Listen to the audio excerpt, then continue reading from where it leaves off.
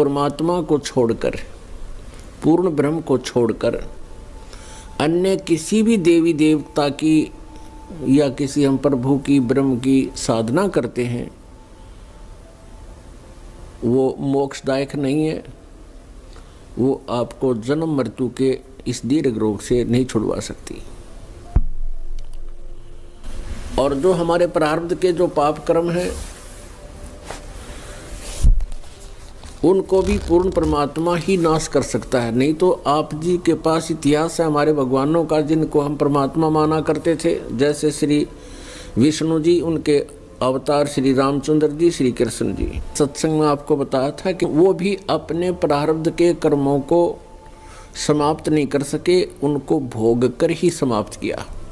भगवान श्री रामचंद्र जी पर जाता था कि ये सर्वेश्वर हैं, महेश्वर हैं, सर्वशक्तिमान हैं, सब दुखों का निवारण कर देते हैं। यानी विष्णु भगवान कहो, चाहे श्री रामचंद्र जी कहो या श्री कृष्ण जी कहो। तो हम ये सोचा करते थे कि ये भगवान हमारे दुखों का निवारण करते हैं, ये समर्थ शक्ति है। अब हमने राम की परिभाषा समझनी पड़ेगी, प्रभु की परिभाषा समझनी पड़ेगी, और हमने उन राम में से सिलेक्ट करना पड़ेगा कौन से राम की शरण में जाना है। अब जैसे ये श्रद्धालु कहते हैं, कोई प्रश्न करता है आचार्यों से, गुरुओं से, मंडलेश्वरों से कि क्या श्री कृष्ण अर्थात श्री विष्णु जी हमारे पापों का नाश कर सकते हैं?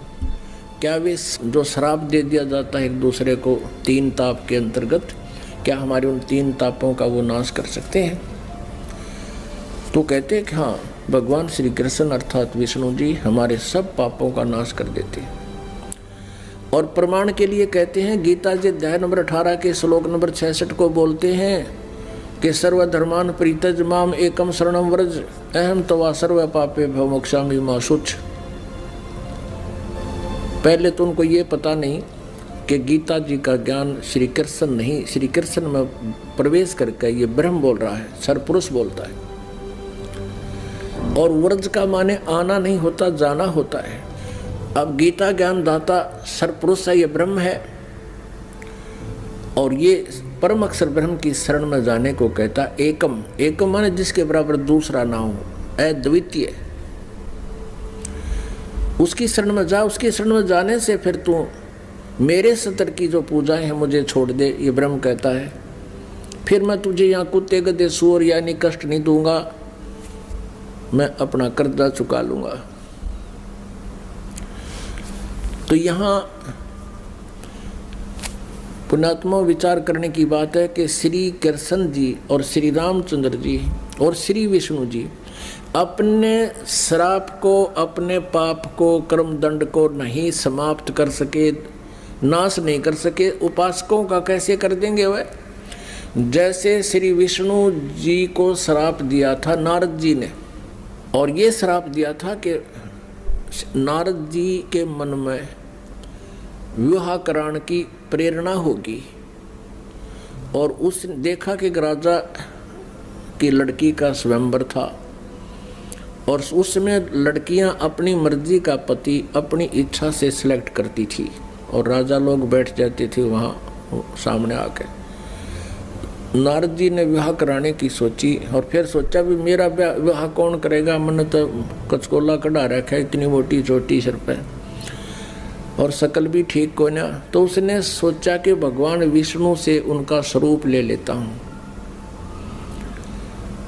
एकांत में जाकर टेलीफोन किया, याद किया, श्री विष्णु जी प्रकट हो गए। नारद जी ने कहा, भगवान मैंने विवाह करवाना है और आप मना मत करियो, आज पहली बार आपसे कोई वस्तु मांग रहा हूँ, मुझे आप हरि रूप चाहिए, मुझे हरि रूप चाहिए, अर्थात आपका सुंदर स्वरूप मुझे दे दे। श्री विष्णु जी ने कह दिया तथास्तु। अब उसका बंदर का मुंह लग गया, बंदर का। हरि माने बंदर भी होता है। अब उसने सोचा नारद जी ने कि आज तेरे सुंदर कोई नहीं सभा में, और जाकर बैठ गया कुर्सी पर जच के। अब वह लड़की आई वरमाला लेकर, सामने देखा भालू बैठा, अब वह एक कदम पीछे से होकर आगे चली गई। नारद जी ने सोचा शायद लड़की की दृष्टि नहीं पड़ी मेरे ऊपर है। वहाँ से उठकर एक और खाली चेयर थी, दूसरे लोग वहाँ जा बैठा। जो वहाँ से भी लड़की आगे निकल गई। नारद जी कहने लगे भाई ये अंधी है क्या? और दूसरे तो बोला, साथी ने उसको यो दिखा दिया दर्पण, अब देख अपनी शक्ल तो देख ले, हमने डर लगे तेरे थे।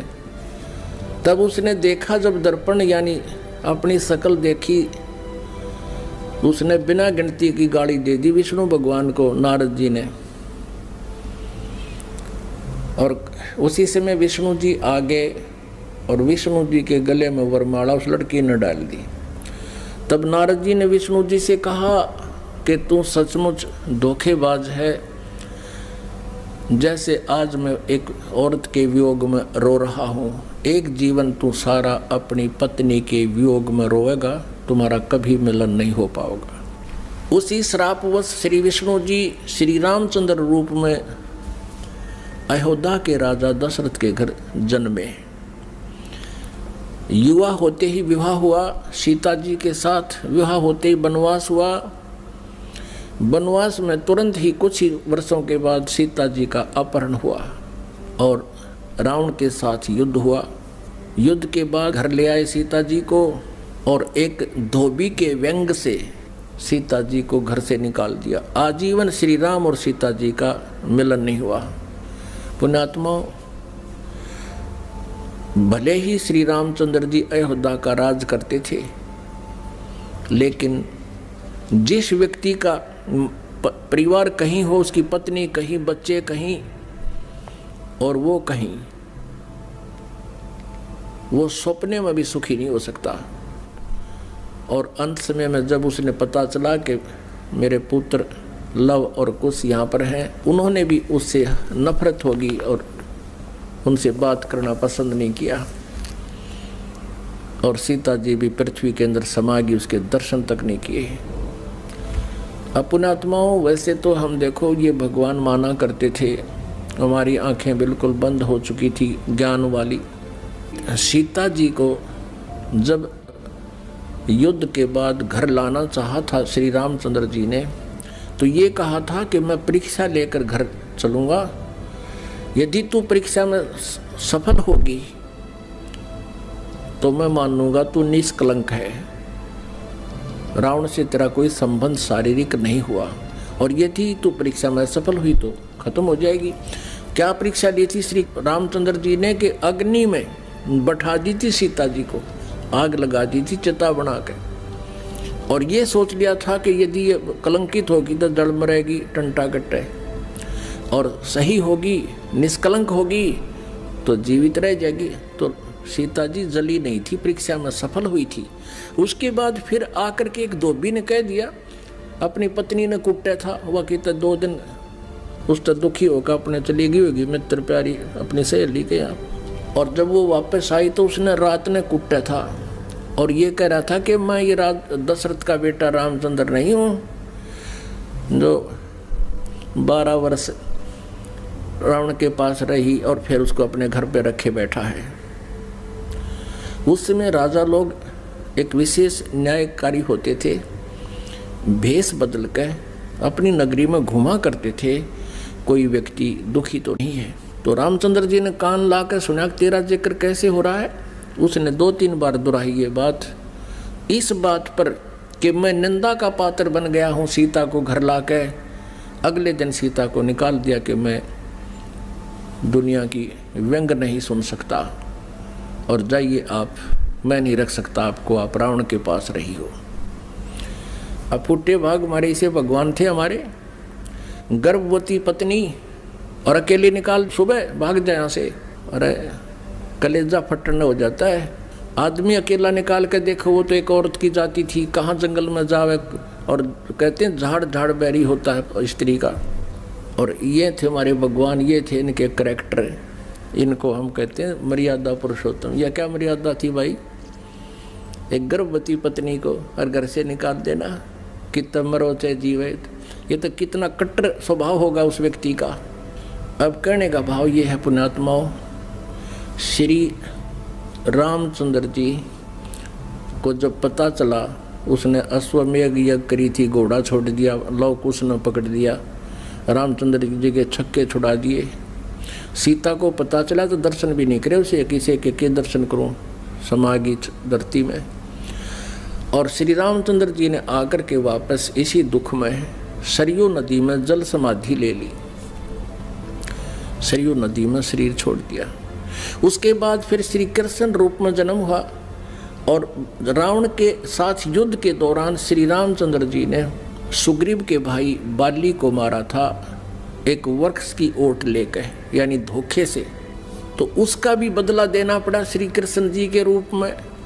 वही विष्णु वाली आत्मा श्री कृष्ण जी हुई और बाली वाली आत्मा यानी राम वाली आत्मा श्री कृष्ण रूप में द्वापर में जन्मे। और बाली वाली आत्मा एक शिकारी बना और उसने एक विषाक्त तीर बनवा लिया और श्री कृष्ण जी के पैर में तलवे में तीर मार दिया विषाक्त, जिसके कारण उसकी मृत्यु हुई श्री कृष्ण जी की। श्री कृष्ण जी ने जब पूछा उससे, उस पारधी से, शिकारी से, शिकारी ने भगवान से कहा कि हे राजा, हे राजन, मेरे से गलती धोखे से आपके पैर में तीर लग गया। आपके पैर में पद्म है, ये चमक रहा था। दिन का समय, झुरमट सी वृक्ष की छाई हुई थी और मैं शिकार के लिए घूम रहा था। आपके ये पद्म की रोशनी मुझे लगा जैसे मृग की आंख है, हिरण की। मैंने धोखे से, गलती से तीर मार दिया और ये तो विषाक्त है। अब आप जी नहीं सकते, मुझसे धोखा हो गया, गलती होगी, माफ़ करो, क्षमा करो। तब श्री कृष्ण जी ने कहा कि बाली, ये तेरे से धोखा नहीं हुआ, ये ऐसा ही होना था। भाई, मैंने तेरे को धोखे से मारा था त्रेता युग में और आज मैं वो बदला दे चला हूँ। अब दुर्वासा जी ने श्राप दिया था यादव कुल को, श्री कृष्ण जी के कुल को श्री कृष्ण जी के समक्ष ही श्राप दे दिया था कि यादव कुल का नाश होगा। किसने? इस श्री कृष्ण जी का पुत्र प्रद्युम्न एक लड़की का स्वांग बना के, पेट पर गर्भवती लड़की का, स्त्री का स्वांग बना करके पेट पर लोहे का कड़ा बांध के, ऊपर के गुजरियाँ वाले औरतों वाले कपड़े पहन के और एक नकली पति बनाकर दुर्वासा के पास गए थे उसे मजाक करने के लिए। और ये पूछा था कि हे ऋषि, सुना है आप भूत भविष्य वर्तमान की सभी बता देते हो, त्रिकालदर्शी हो, बताइएगा इसके लड़का होगा या लड़की। तब दुर्वासा ने ध्यान से देखा कि ये तो बकवाद कर रहे हैं। कह दिया था कि इससे तुम्हारा यादव कुल का नाश होगा। और दुर्वासा के श्रापवश 56 करोड़ यादव आपस में लड़कर मर गए और श्री कृष्ण जी भी उसी कढ़ाई के तीर से मरा जो शिकारी ने बना रखा था लोहे से। अपने आत्मा जब श्री कृष्ण जी, श्री रामचंद्र जी और श्री विष्णु जी तीनों रूपों में वो स्वयं हैं, वो अपने भी श्राप को यानी कर्म के दंड को नाश नहीं कर सके तो श्रद्धालु के कैसे कर देंगे। एक भक्त ने प्रश्न किया कि क्या श्री कृष्ण यानी विष्णु जी में कोई शक्ति नहीं है? जैसे श्री कृष्ण जी अर्थात विष्णु जी राजा मोरध्वज के घर गए थे, वहाँ उनके पुत्र ताम्रध्वज को आरे से चिरवा कर और उनको जीवित कर दिया था जब वो मृत्यु को प्राप्त हो गए थे। पुण्यात्माओं, कबीर परमेश्वर जी ने फिर ये इसका उत्तर दे रखा है, क्योंकि श्री आदरणीय धर्मदास साहब जी ने भगवान से ये प्रश्न किया था कबीर जी से कि हे भगवान, हमने सुना है श्री कृष्ण जी ने मोरध्वज राजा के पुत्र को आरे से चरवा कर वो मृत्यु को प्राप्त हो गया था, उसको जीवित कर दिया था, और आप कहते हो कि ये समर्थ नहीं है, ये कोई परिवर्तन नहीं कर सकते। भगवान, ये क्या छोटी बात है? तब परमात्मा कबीर परमेश्वर जी ने कहा था कि धर्मदास, जब महाभारत के युद्ध में और अभिमन्यु की मृत्यु हो गई थी, जो सुभद्रा पुत्र थे, और सुभद्रा श्री कृष्ण जी की सगी बहन थी। श्री कृष्ण जी अभिमन्यु को जीवित नहीं कर सके, वहीं पर वे विद्यमान थे। अब धर्मदास साहब ने पूछा कि हे भगवान, कारण क्या था? तब परमेश्वर कबीर जी ने कहा कि ये भगवान आपकी आयु और श्वास को घटा बढ़ा नहीं सकते। अभिमन्यु की आयु इतनी थी, उसके प्रारब्ध में ये परिवर्तन नहीं कर सकते। सुभद्रा रोवे थी, भगवान श्री कृष्ण रोवे थे अपनी बहन के दुख में, पांचों पांडव रोवे थे और उनका कुल नाश हुआ था। तो वहां थी समर्थता दिखाने का समय, वहां था, उसको जीवित कर देते। और वहां क्यों जीवित कर दिया ताम्रध्वज को? क्योंकि उसकी आयु शेष थी, उसके श्वास शेष थे। इतनी क्षमता इनमें है कि इन टूटे फूटे शरीर को ये ठीक कर सकते हैं, लेकिन श्वास नहीं बढ़ा सकते, कर्म दंड को ये समाप्त नहीं कर सकते। तो परमात्मा ने कहा, तुम कौन राम का जपते जापम, तात कटे न ये तीनों तापम। तुम किस राम का भजन करते हो, जिस कारण से आपकी साधना से, आपके द्वारा बताए गए इस मंत्रों से आपके अनुयायियों को लाभ नहीं हो रहा। आप उन भगवानों की भक्ति कर रहे हो जो आपकी किस्मत में लिखे हुए उन पापों का वो नाश नहीं कर सकते।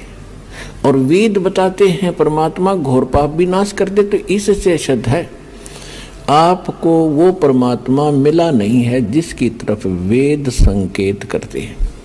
इति सिद्ध। वो परमात्मा कौन है? यजुर्वेद अध्याय नंबर 5 के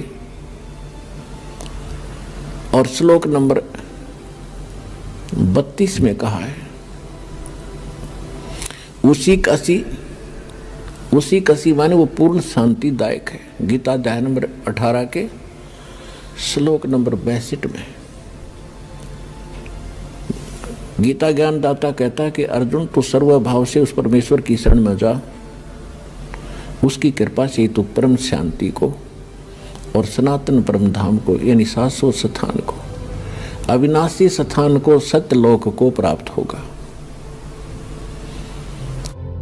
परम शांति को प्राप्त होगा। अब वेद क्या बताते हैं? यजुर्वेद अध्याय नंबर 5 श्लोक नंबर 32 में कहा है, उसी कसी यानी जो पूर्ण शांतिदायक है। कबीर असी, वो कबीर है, वो कबीर परमात्मा है। वेदों में उसको कबीर देव कहते हैं, हम उसको कबीर साहब कहते हैं, और कुरान शरीफ में उसको अल्लाहु अकबर कहा है। वो कबीर असी, बमभारी असी, वो कबीर परमात्मा है जो बमभारी माने बंधनों का, अरी माने शत्रु, जो बंधनों का शत्रु है। अंगारी असी, जो पाप नाशक है, पापों का शत्रु। अग माने पाप, अरी माने शत्रु, जो पापों का शत्रु है, जो पाप नाशक है। और बमभारी जो कर्म बंधनों, जो हमारे, क्योंकि हम संस्कार से यहाँ फंसे हैं, हमारे संस्कार यहाँ पर हैं, तभी हम उन संस्कारों से जन्म मृत्यु में लगे हुए हैं। कभी किसी से हमारा संयोग है, किसी के हम पुत्र बन गए, किसी की पुत्री बन गए, किसी के पति बने, किसी की पत्नी बने। तो ये संस्कार हमारे जो हैं, इनके कारण हम बंद में हैं, और ये काल की बंद है, कैद है, बंदी ग्रह है। तो फिर परमात्मा खुद बताते हैं कि बंदी छोड़ हमारा नामम, अदर अमर है अस्थिर ठामम। अमर करूं सतलोक पठाऊं, ताते बंदी छोड़ कहाऊं। अमर करूं, तुम्हें यहाँ सदा के लिए सुखी कर दूंगा, जन्म मृत्यु से रहित कर दूंगा, तुम्हारे सब पापों का नाश करूंगा, सब संस्कार और बंधन यहाँ से समाप्त कर दूंगा, इसलिए मैं बंदी छोड़ कहलाता हूँ। अनंत कोट ब्रह्मांड में बंदी छोड़ कहाँ आए, सो तो एक कबीर हैं जो जननी जने नमाए। आदरणीय गरीबदास साहिब जी गांव छुरानी जिला झज्जर वाले हरियाणा वाले को परमात्मा मिले थे। 10 वर्ष की आयु थी तब उनकी। किसान के घर जन्म था, जाट जाति में, खेतों में अपना पशु चरा रहे थे, गौवें चरा रहे थे। वहां परमात्मा आए सतलोक से, जैसा उनके नियम में है, अच्छी आत्माओं को मिलते हैं, उनको अपने ज्ञान से परिचित कराते हैं, सतलोक ले जाते हैं। तब उनको सचमुच वो एकदम दृश्य सारे सत्य महसूस हुए और परमात्मा ने उनके अंतःकरण में वो यथार्थ ज्ञान योग उनका खोल के और वो फीड कर दिया था, यथार्थ ज्ञान उनके अंदर भर दिया था। परमात्मा के ज्ञान से, परमात्मा के से प्राप्त दिव्य दृष्टि से गरीबदास साहिब जी ने फिर बताया, अनंत कोटि ब्रह्मांड का एक रति नहीं भारे, सतगुरु पुरुष कबीर हैं ये कुल के सिरजनहार। यानी हमारे सदग्रंथ बताते हैं कबीर इज गॉड, आंखों देखा वो महापुरुष बताते हैं Kabir is God. Who Kabir, वो कौन कबीर? अनंत कोट ब्रह्मांड का एक रति नहीं भारे, सतगुरु पुरुष कबीर हैं ये कुल के सिरजनहार। हम सुल्तानी नानक तारे दादू को उपदेश दिया, जात जुलाहा भेद न पाया वो काशी माहे कबीर हुआ। अब स्पष्ट भी कर दिया कि हु कबीर, जो काशी में जाति जुलाहा धानक रूप में रहा करते थे, वो है वो भगवान सिरजनार। गरीबदास साहिब जी कह रहे हैं कि मुझे और इब्राहिम सुल्तान अधम एक मुसलमान राजा था इराक देश का। बोलो सतगुरुदेव की जय।